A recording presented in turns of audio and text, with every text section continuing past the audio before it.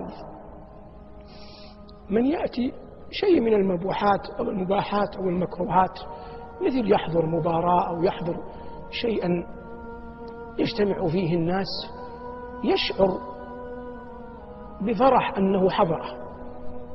نحن لا نريد أن نتكلم عن فئة، لكن نريد أن نستفيد من هذا الفرح. كيف تعرف أنك على الإسلام؟ أن تفرح إذا أطعت الله.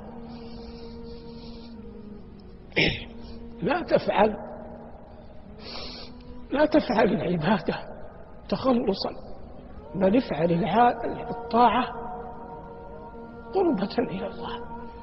الله لا يضره أنك تعصيه، لكن أنت تهلك إذا عصيته. والوفاة على الإسلام أيا كان حال العبد قطعا خير من الوفاة على الكفر. قد جاء في دعاء بعض الصالحين: اللهم إني أحبك وإن كنت أعصيك. الصحابي الجليل عمرو بن العاص لما حضرته الوفاة قال: اللهم لست بريئا فأعتذر، ولا قويا فأنتصر، ولكن لا حول ولا قوة إلا بك. إذا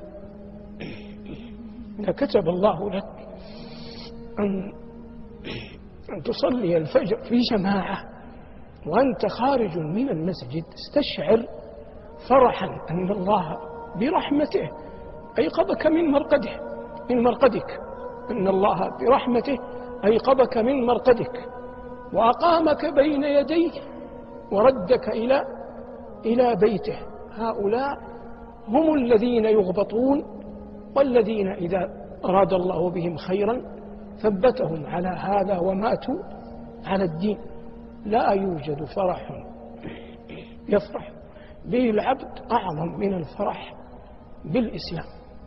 ومما لا يخفى على شريف علمكم أن العبد يحمد الله أن جعله من المسلمين. نحن من رحمة الله بنا ولدنا مسلمين، أي أن الله أعطانا الإسلام من غير أن نسأله، فنسأل الله أن يرزقنا الجنة ونحن نسأل.